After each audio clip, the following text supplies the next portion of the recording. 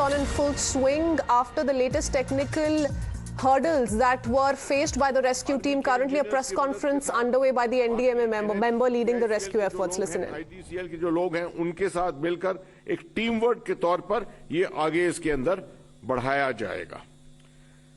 Obviously जो speed हमें पहले जैसे मैंने बताया 4 से 5 मीटर पर आवर मिल रही थी, वो स्पीड शायद आपको ना मिले, मगर तभी भी ये फेल सेफ तरीका है। ऑलरेडी 47 मीटर की हमें कामयाबी मिल गई है, तो उसको एक्सप्लॉइट करें और 15 मीटर जो बाकी है उसको शायद हम आसानी तो नहीं मगर काफी कोऑर्डिनेशन के साथ टेक्नोलॉजी इस्तेमाल करते हुए मगर हाथ से ड्रिलिंग करके उसको निकाला जाएगा, उसको बनाया जाएगा और उसकी स्पीड जो है वो उससे पहले से काफी कम होगी। साथ में जो एरिया जहां पर वर्कफोर्स काम कर रही है, यहां पर रीइंफोर्समेंट करने के लिए ऊपर टनल के ऊपर फॉल्स जो रिब्स हैं उनको लगाया है ताकि और कभी थरथराहट के साथ इतने जो वाइब्रेशन हो रहे हैं उस इलाके में काम करने की वजह से उसके वजह से कोई बाधा ना आ जाए। प्लान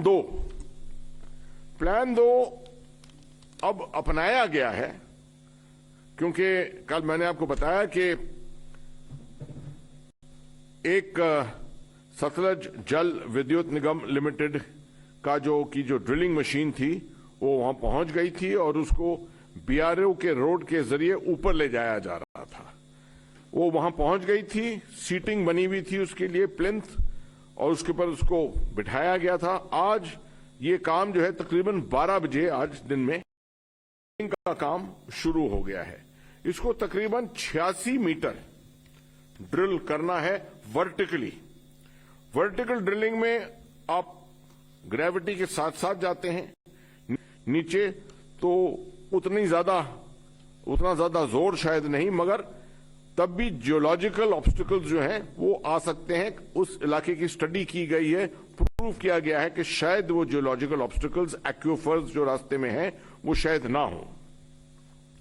अभी तक 15 मीटर ड्रिलिंग हो चुकी है, उस जरिए 86 मीटर जाना है, 15 मीटर तकरीबन हो गई है ड्रिलिंग, और इसको चेक किया जा रहा है कितनी स्टेबिलिटी है।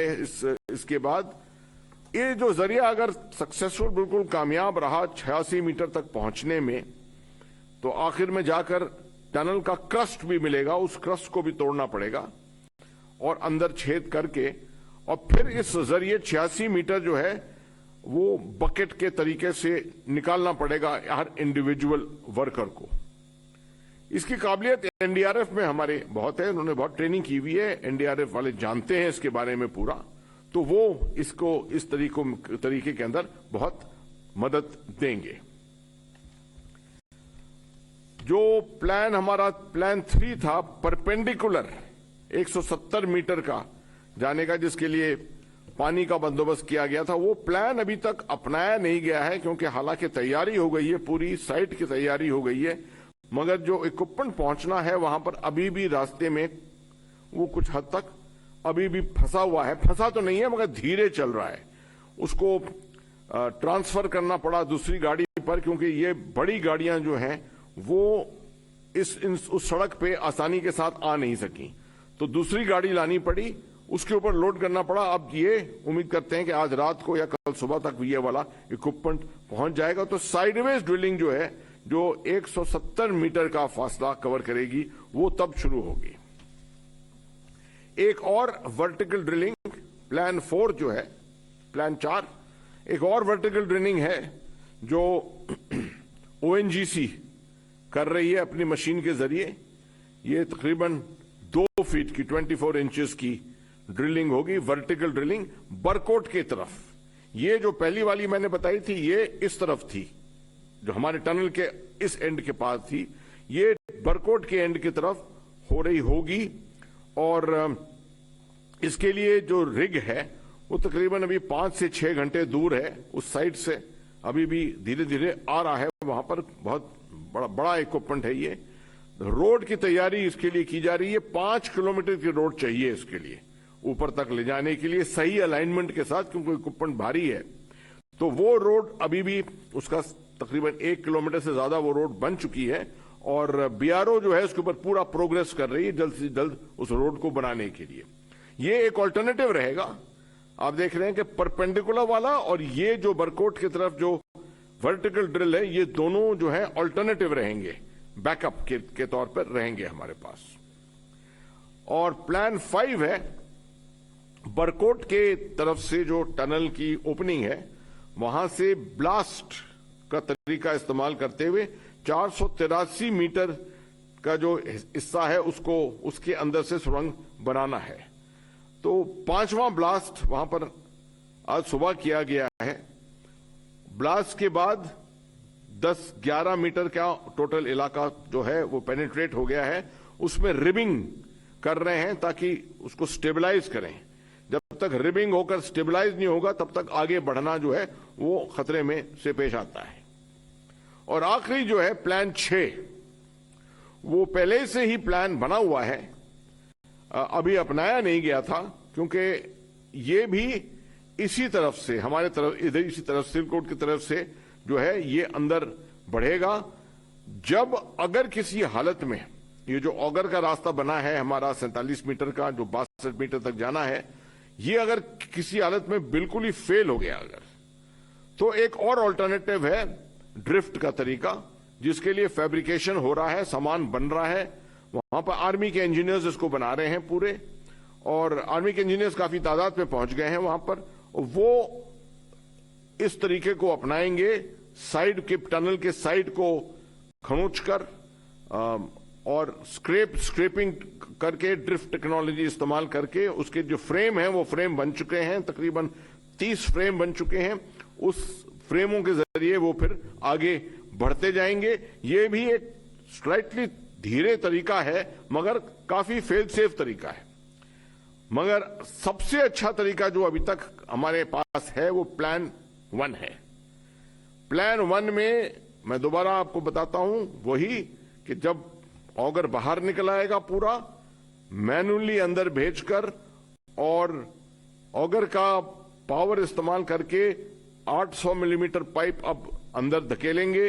अगर वो नहीं होते तो 700 मिलीमीटर के पाइप धकेलेंगे। वो पाइपलाइन जो स्लीव बन रही है वो आगे बढ़ती जाएगी और जो अंदर जो खुदाई है वो मैन्युअली होगी।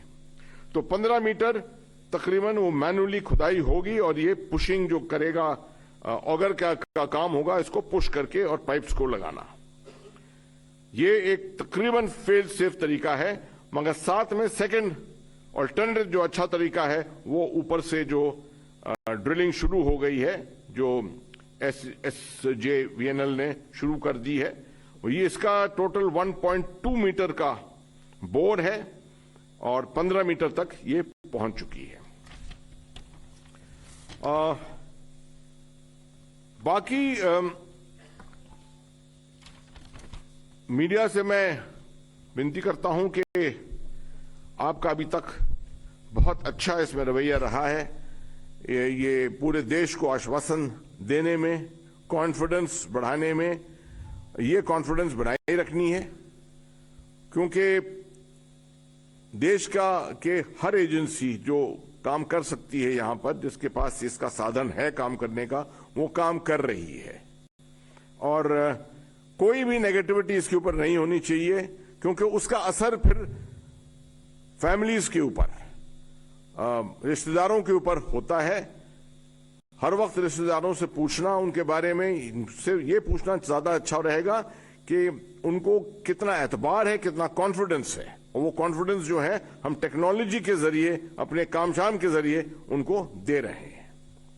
अगर आपके कोई सवाल हो तो मैं उसको इसके बाद दूंगा, मगर उससे पहले चौहान साहब आपको कुछ और टेक्निकल बातें रीइंफोर्स करके बताएंगे। सर, आपने लगभग सभी बातें कवर कर ली हैं। सर, मैं ये अगर मशीन की कटिंग के बारे में बताना चाहता हूं कि ये जो है ये प्लाज्मा और गैस कटर के कॉम्बिनेशन से हो रही है। जो उसके ब्लेड हैं वो प्लाज्मा मशीन से काटे जा रहे हैं और जो उसका रोटर है वो जो है वो गैस कटर से काटा जा रहा है। तो इससे हमने देखा कि हमारी स्पीड 30-35% बढ़ गई है। और बाकी सर सभी बातें आपने कवर कर दी हैं और Thank you very much. Yeah, we can take some questions now, if any questions are there.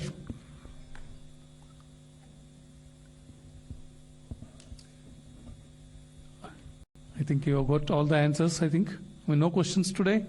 If that is the case, we can close this Sunday evening media briefing. Thank you very much.